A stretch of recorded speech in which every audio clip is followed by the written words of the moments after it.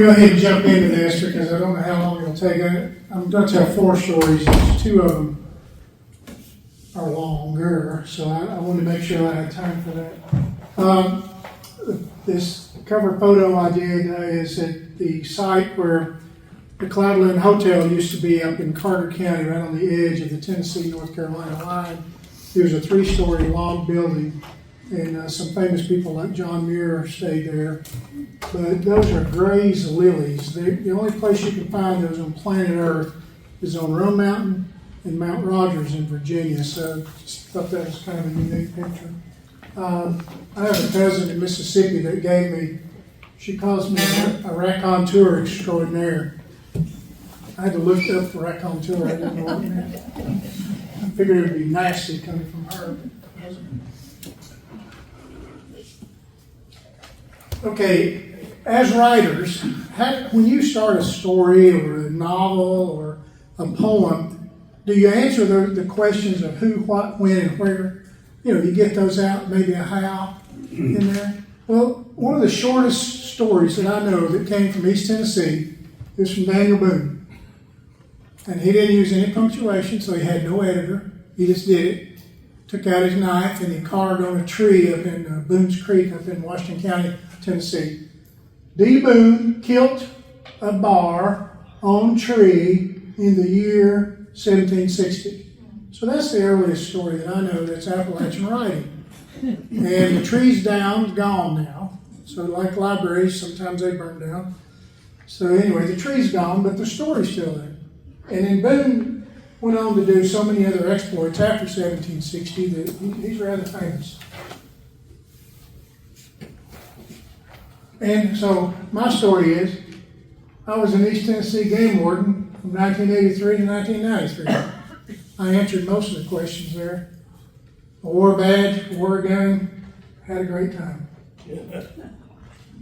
And those books that I did came out. But anyway, so during COVID, I had a lot of time on my hands, and I began to write short stories. I love writing short stories. I took a creative class at Rome State Community College, and the teacher down there told me when it came to the poetry part to stick with prose. So I guess I took that for granted. The first piece of writing that I ever sold was a poem, so I don't know what that means, but anyway. So I like short stories. I love short stories. They're easy, they're quick, keeps people's attention fairly easy. And I think during that time that I was writing these stories, I was kind of concerned about my mortality because I have all the things that you weren't supposed to have when you got COVID. So I figured I'd be dead, overweight, diabetes, heart condition, all the problems. I figured I'd die, so I wanted to write something to leave as a legacy. So I wrote these 3 books, which I'll show you in a moment. And they are memoirs. So I said the 3-volume set of my memoirs. I'm not sure that's grammatically correct, but that's what I did. So that's the volumes. The first one is the cover photo is from an early 1900s postcard from a fellow that was standing on the Chestoa Bridge, the railroad bridge at Chestoa. And that's the only bridge that survived Helene on the Nolechucky River. And this was taken in the early 1900s, and the postcard caption was "A Day's Catch." And I was selling books up in Upper East Tennessee, and this guy came by. He said, "Where did you get this? This is my grandfather." And duh, I didn't say, what is his name? What is your name? But he bought the book and walked away, and I don't even know who the guy is. And then the other one, back in the probably Depression or pre-Depression, lots of people that used to go hunting, if they went rabbit hunting or squirrel hunting or duck hunting or bear hunting, deer hunting, they would always take these pictures with their game and they'd dress up. And this guy's got a tie on. You know he didn't kill those squirrels wearing that suit that he's got on. But I just thought that was cool from Southern Appalachia. And then the third one is a picture from the Tennessee Archives. And it's actually from West Tennessee, but they're selling dogs. And it tells the type of dog on the cover of the truck there. So I thought all those were cool for a cover of the book. There they are again. Volume 1 has 20 chapters. Volume 2 has 22 chapters. Volume 3 has 33 chapters. And for your money, I guess Volume 3 is the best. They're all $15 each, unless you go to Amazon, then you got to pay what they charge you plus shipping and tax. Now, Jerry Lynn Anderson. As a game warden, we have a superpower. It's kind of, you have to hold your breath and walk slowly and go from tree to tree. You're invisible. Nobody can see you. So I sneak up on people fishing. I sneak up on people poaching, cooking animals out of season. It's a superpower. So one Sunday morning, I went up to Clarks Creek. It's a place up in Washington County, Tennessee. You got to go up a road there off of Highway 107 and you go back into the Cherokee National Forest. When you cross the bridge, then you're in Unicoi County. The Washington County Sheriff's Department never goes up in there because they don't have a need to. They don't have jurisdiction up in there. But game wardens, we have jurisdiction anywhere in the state. We can go anywhere we want to. So I went up there one Sunday morning. Sundays were always a great morning to go up there and catch people doing dastardly deeds. So I went up there and I could hear music playing in the camping area up there, whichever place you can camp anywhere up there. And it was Leonard Skinner playing, I think, Give Me Back My Bullets or something. But anyway, it was really loud. So I parked my truck up this holler, walked down and walked up the creek. And when I got up there, they were yee-hawing and screaming and drinking beer and having a great time. And then this guy comes out of his tent and he's just got on a pair of shorts, no shoes and no shirt. He rears back and stretches. Give me a beer, boys. And they said, get it your darn self. So he had to go over in the cooler and have a beer. It was one of those Michelob's with the funny shaped bottle. So he turned it up and chugged it and reared back, and there was a big rock over there, and he reared back, hit that rock, and shards went everywhere. I said, well, okay. So I started moving toward him. But by the time I got down there, he'd had number 2, and they told him to quit drinking their beer. So anyway, so I get down there, and I said, wildlife officer.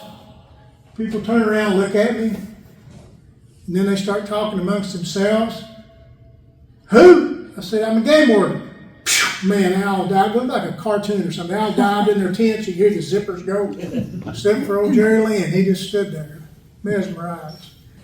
I said, sir, I need to see some identification. I ain't got none. I said, well, what's your name? Jerry.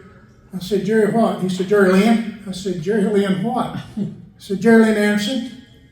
And I said, where are you from, Jerry Lynn? He said, Rock Batter. Now think, what image do you get in your head if you're from a community called Rock Batter? I mean, think about it. I tried to build a dog lot one time at Rock Creek up in Unicoi County, and I had more rocks than I did dirt, so I kind of got an idea of what Rock Batter is, or is. Anyway, so he's from Rock Batter in Greene County. So I knew that some people had fished down there, and I said, are you any kin to Imogene and Orville Anderson? Yeah, that's my mom and daddy.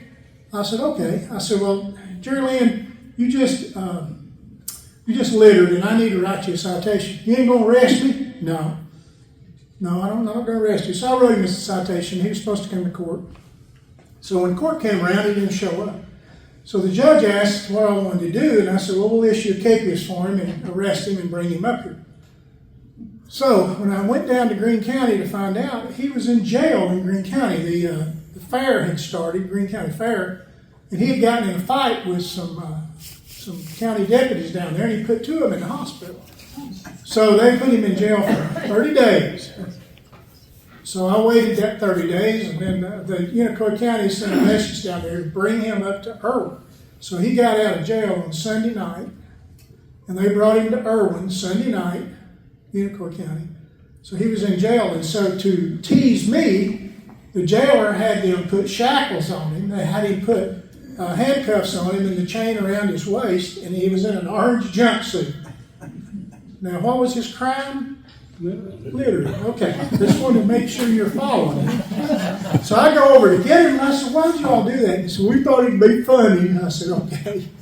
So I walk him out the courtroom, and I walk him down this little alley, and by the time I got down to where the red light was, all these people were going by, doot, doot, doot, blowing their horns, saying, let the honor, the game warden done caught somebody.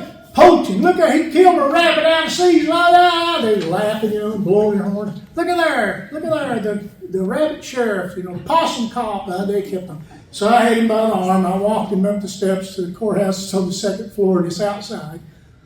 And so we go in, and I had him sit down at the table in there because I prosecuted my own cases. I was back in the early 1980s, and it was wonderful because I was like the district attorney, but different. They didn't want to fool with it. He gave me one cases anyway. So anyway, there was a substitute judge, a younger brother of the normal judge, the General Sessions judge, and he had a pair of glasses on, and he was looking at the summonses. So he had his glasses way down here like this. So he pushed his glasses up, and he kept looking at that, and looking over at me, and looking at that, and looking over at me. And he said, Jerry Lynn Anderson. And he said, all right, here, Judge. And he stood up, and when he did, the chains rattled. He said, Jerry Lynn, what are you charged with? Litter. Litter. He said, officer, do you normally put people in shackles when you're littering? No, not normally. Well, Jerry Lynn, how long have you been locked up? He said, well, count last night, 31 days. 31 days? Yep. He looked over at me. He said, do you normally put people in jail for 31 days for litter? And I said, not normally, Your Honor. No. He said, Jerry Lynn, how do you plead? He said, I plead guilty. So the judge hits the gavel. He says, well, I find you guilty and sentence you to time served. He said, officer, get those chains off of him. So there was a guy sitting over here on another bench, and I'd written him a ticket over at Chestoa. He was trout fishing over there, and he threw a bottle in the river, and I wrote him for littering. And he jumped up and he said, Judge, I plead guilty too. I didn't mean to do that. He said, I've got 2 kids and a wife. He said, don't put me in jail, please. Don't put me in jail. So littering was down for a while. Now all my stories are humorous. I didn't write anything about slamming somebody to the ground or, pulling their arm behind their back till they confessed or anything. Most of the time, there were things that I saw. So it happened in front of me. Okay, so there's Jerry Lynn. He's charged with a heinous crime of littering. He did a perp walk in shackles and chains and was released for time served. Now there's another story that I can't tell because I promised I wouldn't. And it had to do with a guy that was dismissed because of reasons of insanity. It is in the book, and that book is banned in Jonesboro. Banned. How many of you got a banned book out there? That was one word. And I promised her I wouldn't tell that story. All right, everybody keeps wanting me to tell, Pete, tell the alligator story. Pete, tell the alligator story. It's not an alligator, it's a crocodile. Once upon a time, up in Sullivan County, Tennessee, there was this man that was selling baby raccoons. And he was selling at a flea market. And so 2 young wildlife officers decided they would go up and check the flea market for illegal contraband. And there was this guy selling these baby raccoons. And so they bought the raccoons from him, and as they were leaving, they were discussing amongst themselves about going to get a search warrant to go to his house and all this. And the guy stopped him. He said, hey, fellas, you know anybody wants to buy a crocodile? They almost passed out. The adrenaline rush was so much for them. Yeah, we know a guy down in Marshtown will buy it. Okay, I'd like to sell one. So where do you live? And so he just came right out and told them where he lived. And so they went and got a search warrant and they called me. Because at the time I was a wildlife biologist and I knew everything about wildlife. Everything. I was an expert, especially on exotic species such as a Nile crocodile. Do you know what Nile crocodiles eat? Besides people, do you know what they eat? Water buffaloes. Now, if you've got a lizard, a crocodilian, and it can eat a buffalo, a water buffalo, they grab them by the nose and pull them under and drown them. Then, I've handled 100 alligators. That was my first crocodile. So I was going in there unprepared. And I got me some duct tape. Always need duct tape. And I got me some rope, nylon rope. And I got my snake stick, which I still carry. It's in my truck today. I always carry my snake stick. It's just a multi-tool. So I went up there, and before we got out there, I said, hey, did y'all check to see if this guy had any big dogs like Rottweilers in East Tennessee, or pit bulls? Said you might ought to before we go running in there, because in my experience, drug runners, gun runners, and wildlife traffickers always have big, mean dogs. So sure enough, there were 2 dogs, and they had to control them. So we go in the house, look around, and I found this room downstairs that had a tail drag mark in it. There was sand in this room. He built it in a special room for the crocodile. Had tail drag marks. It had feet, tracks for the front and rear feet, but no crocodile. So I said, has anybody checked outside to see if there's an enclosure out there? No. So we go outside, and there was this goldfish pond out there, probably about 12 feet long and about 8 or 9 feet across, and there was hog wire over the top of it, kind of to keep whatever was in there from getting out. So I figured, well, maybe that's where the crocodile is. So I go over, start plunging my snake stick down there, and sure enough, bubbles started coming out. And it was stagnant water. It was really stunk. And I said, I believe the crocodile's in here. So I climbed over, started pushing. There was a Sullivan County deputy about 6'8", and he had a 12-gauge shotgun. He racked a shell in. I said, hey, what are you doing? He said, I'll kill that thing. I said, you don't have to kill it. I'm going to catch it. And so he started going, what's that smell? I said, well, when I get excited, sometimes I pass gas. Now, that's my way of humor. And nobody laughed but me. Everybody was serious, it's a deadly creature. So I get him out, I finally push down in there, and it comes up to the top. So I'll make a loop with my rope, put it over the head. They don't have a neck, but where its neck might be is where I sows down. You know what sows down means? Anybody? Got one? Sows down means I tightened up that knot. And when I did, that crocodile started doing the death roll. And I just fed it rope. It was like a natural winch. It just kept wrapping that rope up. So anyway, by the time it was doing that, it was building up lactic acid on its body, in its body. And have you ever done a lot of push-ups or a lot of pull-ups, and your arms get so tired that they're weak and you can't hardly move them? Well, reptiles cannot metabolize the lactic acid in there. So the thing was just like a little kitten. So I got it out, wrapped up the duct tape around its nose, and made a satchel out of it. And I was letting it do tricks. I was letting it sit down with the younger officers. And I was, showing like you carry around your crocodile satchel. Well, it did not give up without a struggle. It got lactic acidosis. And then one of the younger officers said, I just talked to Officer Cook down in Nashville. He said, you have to have a stainless steel cage to put that in. And I said, no, I don't. Because he's in Nashville and I'm up here. Well, he said, it's against the administrative directive. I said, have you read those lately? And he said, yes, I have, sir. Real young guy, new guy. I said, well, about 6 of them is some that I got put in there because of what I do out here. And then they changed the rules. So I'm not going to put it in no stinking cage. I said, I'm going to put it in the cab of my truck. It was actually a Jeep. I said, I'm going to put it in the cab of my Jeep. So I went down the road, turned my radio up as loud as I could go, and I was going down Highway 181, coming out of northeast Tennessee, going down, and then all of a sudden, I get to where Lick Creek bottoms are, and I look over, and that crocodile's head's right here. And that elliptical pupil is right here. And all of a sudden it headbutted me, and then the tail started slashing in this Jeep. And I didn't know it, but at the time it knocked the gear shift out of gear. It was in neutral. And I just kept pushing the pedal down because I wanted to go faster. I don't know why I wanted to go faster, but I figured if I went faster, maybe he wouldn't be fighting me.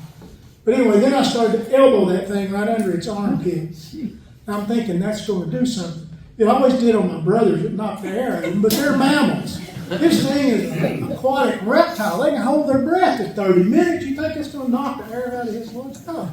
So I was hitting it, fighting it. Then this tractor trailer was right on my back. I mean, the lights were right in there. So I get over on the side of the road. And And this sound, this really loud sound, I couldn't figure out where it was coming from until I took my foot off the accelerator. So there's the RPMs in this Jeep, already blew it up. So anyway, I'm sitting there fighting the thing, then the radio, the dispatcher came across the radio and she says, 492? 492, go ahead. Are you okay? Yeah. Is there a camera around here? Yes, I'm okay. Why do you ask? She said, well, we got a call from Fall Branch THP headquarters. They said one of our vehicles was sitting on the side of the road fighting some kind of animal. I just figured it was you. I said, so anyway, long story. The thing ended up going over to Rainforest Adventures over at Pigeon Forge. And as far as I know, it's still over there. And I'm just wondering if they have memories like elephants. I'll have to go over there. Hey, I'm back. Well, I got an invite from the Russell Theater has storytelling up in Russell County, Virginia, which is Lebanon, I guess is a county seat. And I was invited up in 2024 to give a talk, and they really specialize in ghost stories. So they asked me to come up. Now this picture, Shirley took that picture of me, and we're at the beach. Not an ocean beach, I'm under a beech tree on the top of Balsam Mountain. So it's a picture of me at the beach. Start going in. So I got the invite 2024 and 2025, and it's the first Saturday of October. And if you like short stories, listen to those folks. And then this is, they put me on at 10 a.m. That's the worst time to go to a storytelling festival on Saturday morning because everybody else is out eating breakfast. A lot of people don't come listen to you. So that prompted me to write a book of short stories for 2025, I guess it was. So anyway, there's an opportunity for you to go and get enlightened on ghost stories. I thought that was cool for 2026. Now, telling you a story from the Restless Spirit book. Has anybody heard of the Newmarket train wreck that happened in 1904, Saturday, September 24th, 1904? Well, my great-grandfather, Martin Wyatt, and his son, Leonard Wyatt, who I'm named after, that's the L in my name, and then his brother Porter, my great-uncle, were out working the fields. They were sharecroppers for the Loy family that lived up there in Newmarket. And they were there the day that the trains collided. It was two steam engines hit head-on. One was coming out of Bristol, and one was coming from Knoxville, I guess. But they had originated at the World's Fair in St. Louis that year. And there was an Italian band on there from Italy. And they were headed back to New York to get on a sailing ship to go back to Italy. They all died, along with a total of 56 people were killed, and then over 100 were maimed, and I'm talking serious maiming. The steam scalded the flesh off of their bodies. These were all first-hand information that my great-grandfather and grandfather saw, and they were first responders. They got there and helped get the people out, the survivors out, and the bodies out. And it must have been something really awful. But they said that they kept hearing a little boy's voice, and they would turn around and there wouldn't be a little boy there. And then they heard the little boy giggling, and then they heard him calling his dog. And there was never a dog seen, and who knows how many children were killed that day. Maybe they were riding the train back then. They would put their kids on a train, put a note on them, and then they'd go to Spartanburg, South Carolina. Who knows whether the little child was killed or not, or who, nobody there to claim him. But if you look right over here, I don't know if you can see it or not, there's the rail, and here's the rail, and it goes through this little boy. Now, you can, as a photographer, I used to take a lot of black and white pictures. And as a photographer, I can say, well, it was underdeveloped, it was undershot. Maybe, but even if it was, I don't know that you would see that rail through the body. So that's the little ghost boy at Newmarket. And I used to own this original picture. This picture was taken by the Puckett brothers because the Southern Railway bought up all the photographs that were taken up there that day because of their fear of being sued, lawsuits. But the Puckett brothers didn't sell their images. And I owned this, and I ended up selling it to the historian down there in Newmarket. Okay, another story out of this book is Wilhelmina Ellen Sims. She was a young girl that lived in Loudoun County, in the town of Loudoun. And she married John Arthur Gray in 1904. I just didn't realize until I put those two stories together for this presentation that they were both from the year 1904. That was just random. Anyway, he was 20 years older than her. He was a pillar of the community. He was a deacon in his church. And he paid a local doctor to diagnose her with symptoms that would let her be committed to the Eastern State Psychiatric Hospital there in Lions View in Bearden, Tennessee. Now, I lived down Westland Drive about 2.5 to 3 miles from there. So as a kid, we'd go up and down that road. I always see those patients out there. They're more like inmates out there in the yard back in the 50s, holding on to that iron gate, looking out. And then they lived in big, huge, somber-looking brick buildings with bars on the window. So she was committed there because she suffered from female hysteria and melancholia induced by delusions of motherhood. She was pregnant, and he did not want a baby. So he paid this doctor to commit her. Now, get that image in your head. She probably occupied one of those rooms or windows there, had the bars on it. Now, that hospital was not built to take care of pregnant women. It's not built to birth babies. So no telling in that birthing room what actually the sanitary conditions, it probably was not good. Probably bad water, bad milk, hygiene would be off. But the baby was delivered. Now, the whole time that she was pregnant with that baby, she would do this lullaby. Hush, little baby, don't you cry. Mama's gonna sing you a lullaby. Mama's gonna buy you a mockingbird.